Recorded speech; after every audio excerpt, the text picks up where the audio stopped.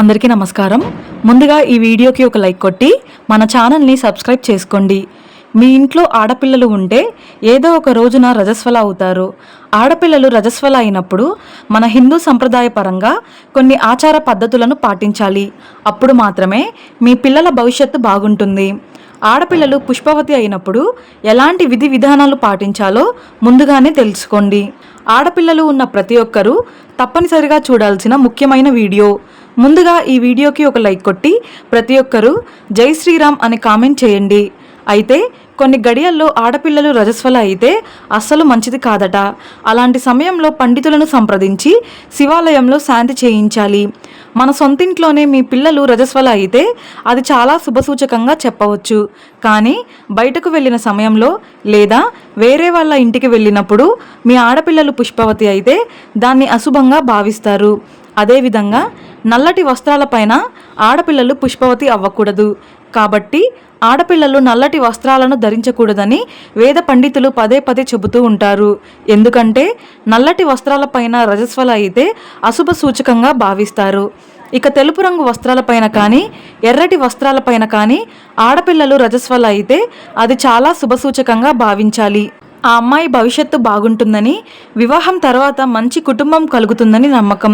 అయితే గ్రహణ సమయంలో మాత్రం ఆడపిల్లలు పుష్పవతి అవ్వకూడదని మన పండితులు చెబుతున్నారు. గ్రహణం సమయంలో పుష్పవతి అయితే తప్పనిసరిగా శాంతి చేయించాలి. ఇక రజస్వలైన వారాన్ని బట్టి కూడా ఆడపిల్లల జాతకం పైన ప్రభావం చూపుతుంది. సోమవారం, బుధవారం, గురువారం మరియు శుక్రవారం ఈ 4 రోజుల్లో ఆడపిల్లలు పుష్పవతి అయితే చాలా మంచిదనే చెప్పవచ్చు. అదేవిధంగా ఆదివారం, మంగళవారం, శనివారం ఈ 3 రోజుల్లో రజస్వల అయితే జ్యోతిష్య శాస్త్రపరంగా కొన్ని దోషాలు ఏర్పడతాయని పండితులు వివరిస్తున్నారు. ఆదివారం పుష్పవతి అయితే అనారోగ్య సమస్యలు వెంటాడుతాయని నమ్మకం. సోమవారం రజస్వల అయితే మంచి లక్షణాలు ఏర్పడతాయి. ఇక మంగళవారం పుష్పవతి అయితే కొన్ని క్లిష్ట పరిస్థితులు ఏర్పడతాయట. బుధవారం పుష్పవతి అయితే మీ అమ్మాయి వైవాహిక జీవితం బాగుంటుంది. అలాగే గురువారం పుష్పవతి అయితే సమాజంలో గౌరవ మర్యాదలు కలుగుతాయి. శుక్రవారం పుష్పవతి అయితే ధనాదాయం సిద్ధిస్తుంది. శనివారం పుష్పవతి అయితే చెడు ఆలోచనలకు అలాగే చెడు మాటలకు అలవాటు పడతారు. ఆడపిల్లలు రజస్వల అవ్వగానే వెంటనే ఒక పురోహితుడిని సంప్రదించి ఏ సమయంలో మీ అమ్మాయిని కూర్చోబెట్టాలో ఒక మంచి శుభ సమయాన్ని కనుక్కోండి. అమ్మాయిని కూర్చోబెట్టేటప్పుడు ఎటువంటి వర్జ్యం లేకుండా ఒక మంచి సమయంలో అమ్మాయిని కూర్చోబెట్టాలి. ఆడపిల్ల రజస్వల అవ్వగానే ఆ వస్త్రాలను మార్చకూడదు. అవే బట్టలతో మొదటి 3 రోజులు కూర్చోబెట్టాలి. ఇల్లంతా శుభ్రం చేసుకొని నేలపైన 9 పచ్చని తాటాకులు కానీ కొబ్బరి ఆకులు కానీ వేసి తూర్పు ముఖంగా ఆడపిల్లని కూర్చోబెట్టాలి. నేలపైన తాటాకులు వేసేటప్పుడు మీ ఇంటికి ముత్తైదువులను పిలిచి వాళ్ళ చేతుల మీదుగా తాటాకులను వేయించాలి. ఈ తాటాకుల పైన ఒక తెల్లటి వస్త్రాన్ని పరిచి తాటాకులు 4 వైపులా కొబ్బరి చిప్పలను పెట్టి అందులో నానబెట్టిన శనగలు అలాగే చిమ్మిరి లడ్డులను వేయాలి. అమ్మాయిని కూర్చోబెట్టేటప్పుడు ముఖానికి పసుపు రాసి తెలుపు రంగు ఓణిని కట్టి బొట్టు పెట్టాలి. అయితే బొట్టును పొడువుగా పెట్టాలి. గుండ్రంగా ఉండే బొట్టును అసలు పెట్టకూడదు. 5 ముత్తైదువులు కలిపి తాటాకుల మధ్యలో ఆడపిల్లను కూర్చోబెట్టాలి. అమ్మాయిని కూర్చోబెట్టిన తర్వాత ఒక ఎండు కొబ్బరి చిప్పను తీసుకొని అందులో నెయ్యి పోసి అమ్మాయికి తాగించి చిమ్మిరి లడ్డూలను తినిపించాలి. ఇక ముత్తైదువులందరూ కలిసి ఆడపిల్లకి హారతి ఇచ్చి మంగళకరమైన పాటలు పాడుతూ అక్షింతలు వేయాలి. ఈ విధంగా ఆడపిల్లలను కూర్చోబెట్టి ముత్తైదువులకు తాంబూలం ఇచ్చి పంపించాలి. మొదటి 3 రోజుల వరకు పుష్పవతి అయిన ఆడపిల్లలకు పులగన్నం మాత్రమే తినిపించాలి. చిమ్మిలి ఉండలు, స్వీట్లను తినిపించవచ్చు. కత్తితో తరిగిన ఆహార పదార్థాలను తినకూడదు. కారంగా ఉండే ఆహార పదార్థాలను తినిపించకూడదు. అలాగే అరటి పండ్లను తినకూడదు.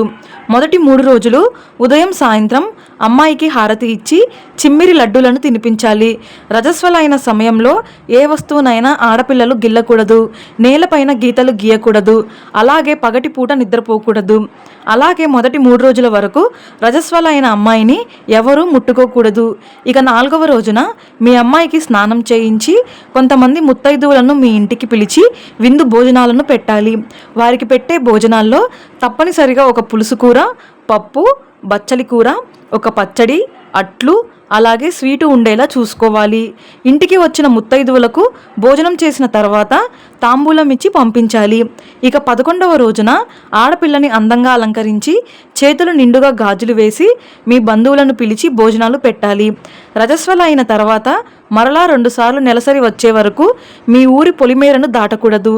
అలాగే మొదటి 3 నెలల వరకు మాంసాహారం తినకూడదు. అదేవిధంగా మొదటి 3 నెలల వరకు వంకాయ, గోంగూర, జున్ను తినకూడదు. మన జ్యోతిష్య శాస్త్రాల పరంగా ఆడపిల్లలు రజస్వల అయిన సమయాన్ని బట్టి వారి భవిష్యత్తు ఉంటుందని పండితులు చెబుతున్నారు.